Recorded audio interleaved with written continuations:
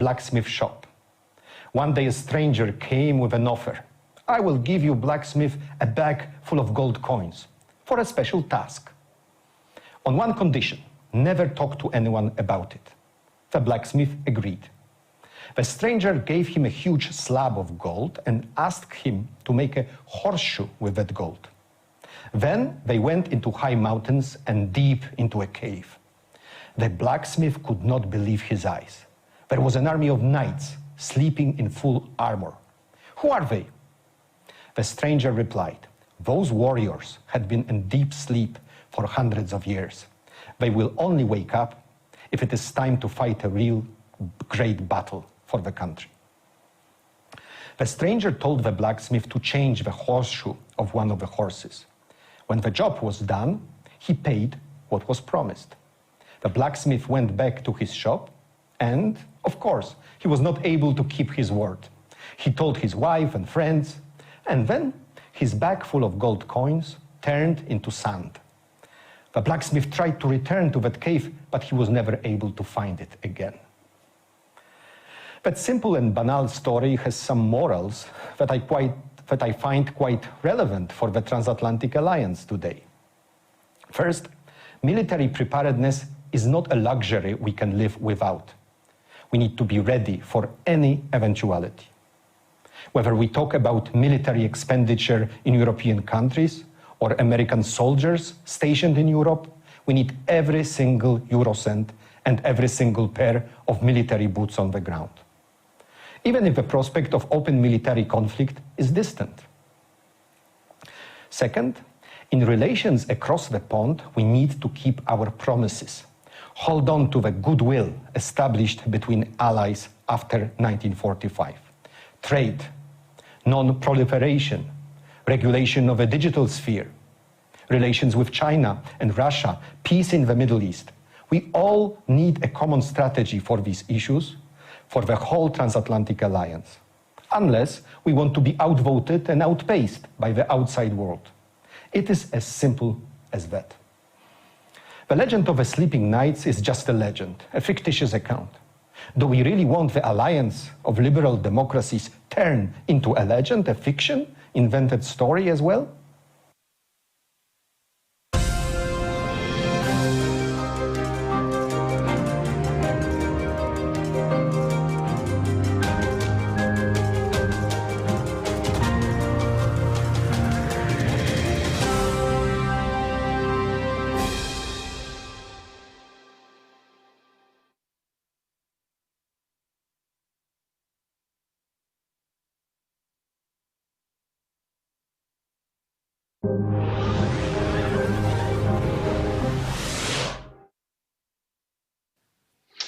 Hello and welcome to this session of where are we here?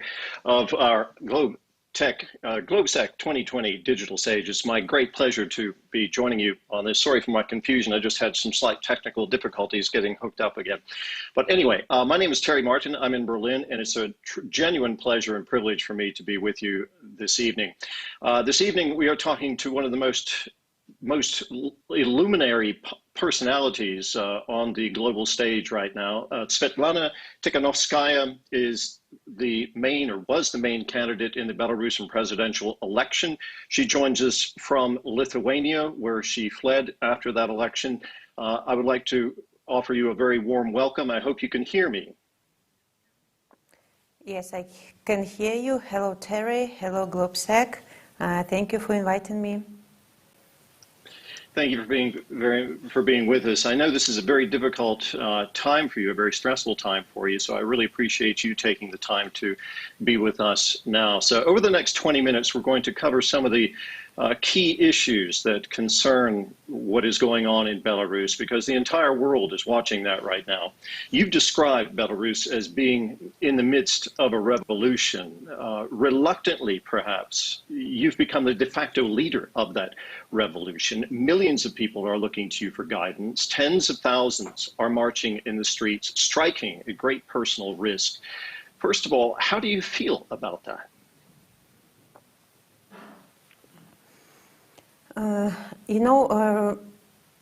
on the one hand, I'm really worried about what's going on in Belarus because, our authorities, as usual, threaten and intimidate our people, and they put people in jail just for their desire to express their opinion.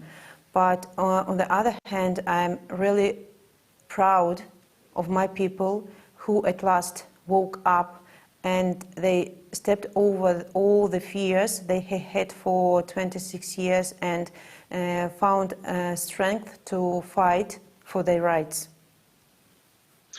Now let's get straight into the heart of this. You reject the results of your country's presidential election, and you're demanding a new election, one that's free and fair. How realistic do you think that is?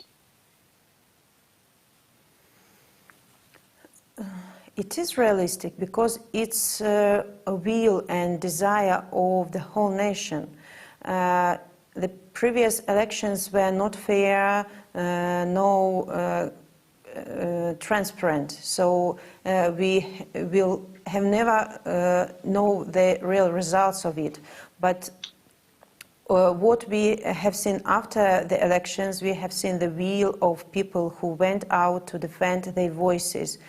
So, and all those people, all the nation want to have this new and transparent election during which they will be able to choose a new president for our country.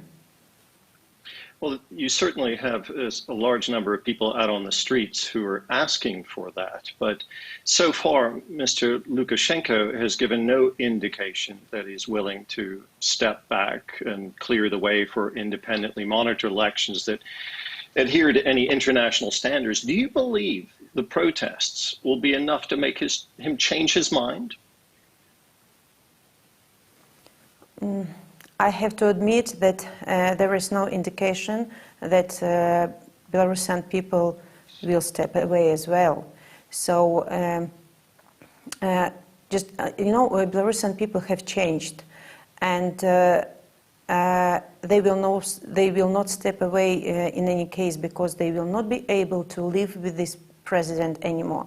They will not be able to obey him anymore and trust him anymore. And moreover, they will not be able to forgive and forget all the violence that our authorities have committed after the elections. So this is the will of our nation to have new elections, and they will stand until the victory. Okay, that's the will of the nation as you see it.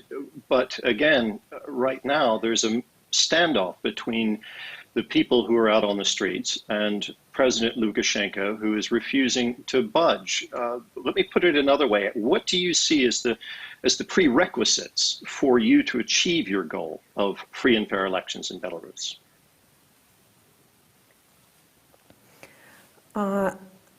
So the first demand of the nation is that Mr. Lukashenko have to step away. One more demand is that all the political prisoners have to be released from the jails. Just they are there just because they wanted to say what they think openly. And the next step is new election itself, where we are going to choose new president for our country. Now, okay, so you're demanding the release of all political prisoners. You're demanding fresh elections. Right now, we're at an impasse, and many people are looking to places outside of Belarus and to see what role they're playing in it. You've said that what's happening in your country is not a geopolitical revolution, that it's neither pro-EU, nor pro-Russian. But Belarus does not exist in a political vacuum. Both Russia and the EU have a massive interest in your country's future, don't they? Of course, they are interested. But you know what's important now in Belarus is our people and they will to build new country for ourselves. And I'm sure that, and so we are asking for respecting of the sovereignty of our country, and just let our people to determine their future, the way to move by themselves.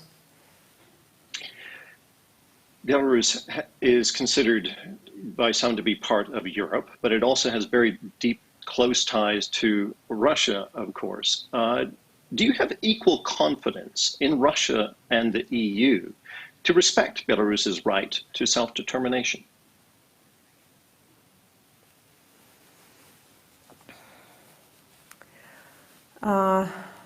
You know, on this question, I just can repeat what I have already said. We just call for respecting of our sovereignty, and we understand that the political crisis that we have in Belarus is only our internal affair, and let the Belarusian people choose their way by themselves and to solve this problem by themselves. You're calling for dialogue with the Belarusian authorities, and you've established what you're calling the National Coordination Council to facilitate that. How do you see that working? You know, we are at the beginning of this job, I'd say, yeah, and of course we are sure that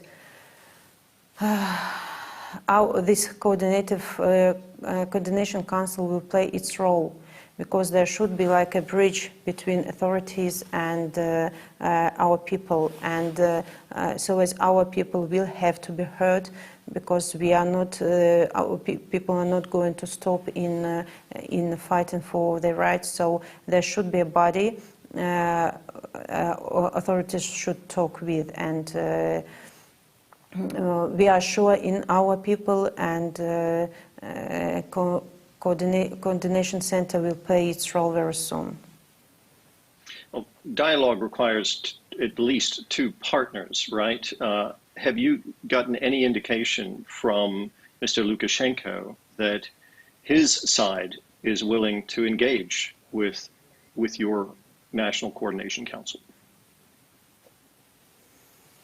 You know, they will have to once. We don't know how long it will take, but it will happen sooner or later, and it's better for the country for it happen as soon as possible. You said you're willing to consider mediation from international organizations to facilitate dialogue. What organization do you think would be best suited for that role? Do you think it would be the OSCE, the Organizations for Security and Cooperation in Europe, which reiterated its offer to mediate again today? You know, I have to repeat that this affair, this political crisis we have now, it's our internal affair, and we are ready to solve it by ourselves. But in the case we will need mediation of international help in these negotiations. So all the organizations or all the leaders of all the countries are invited to help in this. Okay, so you're not ruling out the OSCE playing that role? No. Okay. President Lukashenko, Mr. Lukashenko, has adopted a military siege posture right now, claiming without evidence that NATO is massing at the borders. NATO forces are massing at the borders of Belarus. Lukashenko has signaled his confidence in getting Russia's military support. We got a signal from Moscow indicating that that support would be forthcoming if needed, if necessary. How concerned are you that this confrontation is becoming militarized? You We are rather concerned about this situation, but I have to admit that our protests are peaceful, and I think that we would accept any integration in our country as as external interfering into inner political affair of our country. So we are concerned, but we are sure that all the countries will respect the sovereignty of our country. You addressed the European Parliament this week. Many people were following that. I'm sure people in Moscow were watching that as well. Have you tried reaching out to the authorities in Russia in a similar way? I have to admit that I talked to the leaders of many countries by their initiative. And I'm really grateful to all those leaders who expressed their support to Belarusian people who are fighting for their rights. And have to admit that we are open for dialogue with any country and for applying for any countries for talking to us. You said in your speech to the European Parliament this week that your husband has been jailed. You pointed that out. You said he's been jailed on trumped-up charges. You noted there have been deaths, beatings, disappearances, and you pointed out that some people have had to flee under persecution. You yourself have fled to neighboring Lithuania. How much personal risk are you taking in your role as leader of this revolution, if that's what you consider yourself?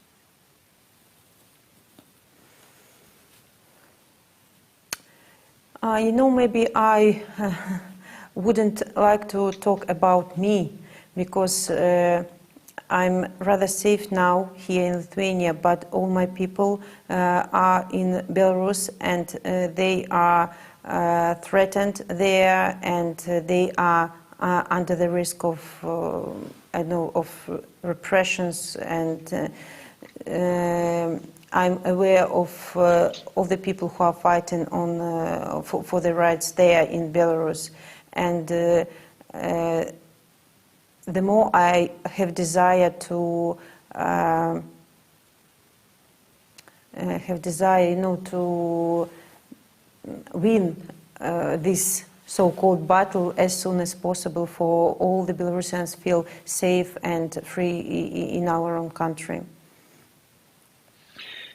You are in Lithuania. The people are marching on the streets in Belarus, mainly in Minsk. You have to communicate with them, and the demonstrations have to be coordinated somehow. How important for your cause is access to digital communications networks, and also along with that, how important is access to free press?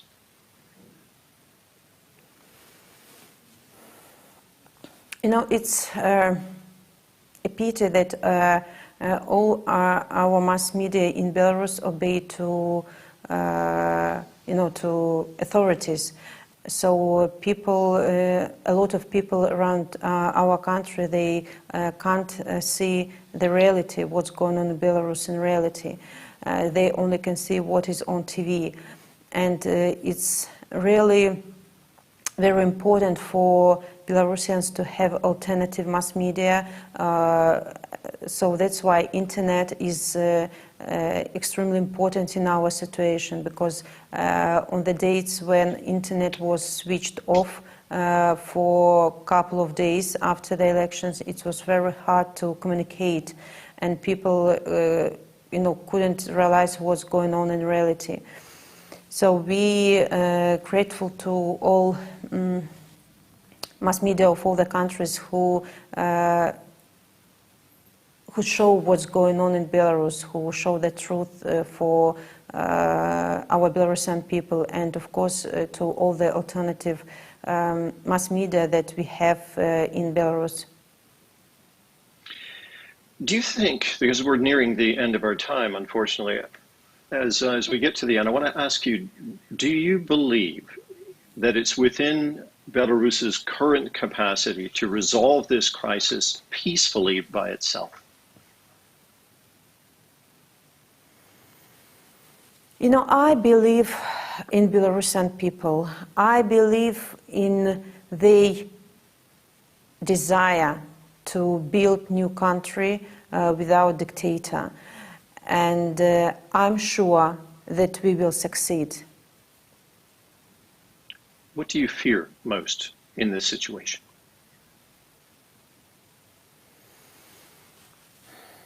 Even if I feel fear, I will step away. I will step over my fear, so I will not sound it. What is your message to those who are out on the streets of Minsk today and have been for nearly 3 weeks now? What do you say to them? My dear Belarusians, you know, I'm so proud of you. And I'm here, but, you know, I left my heart in Belarus. And I know I'm the same as you are. And you know what you want. And we know what we want. We know we want a new Belarus for our children, for our children's life will be safe and free. So we have, now history is making, and you are making this history. So I wish you, and myself, of course, strength, and we will win. Ms. Tikhanovskaya, thank you very much for joining us for the GlobeSec digital stage. I want to thank all of us, everyone who tuned in to follow us and listen and engage with this as well. And I'm going to turn the floor over now to the Director of GlobeSec Policy Institute, Alena Kudsko. Thank you. Thank you.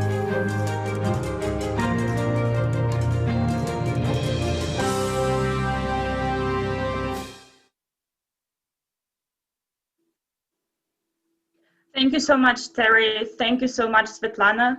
That was a tremendously inspiring and a powerful note to wrap up our GlobeSec Digital Stage 2020.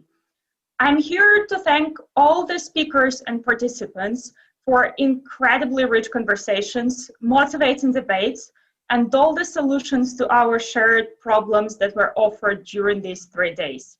And since we're living in a digital world and the world of big data, here are a few facts for you.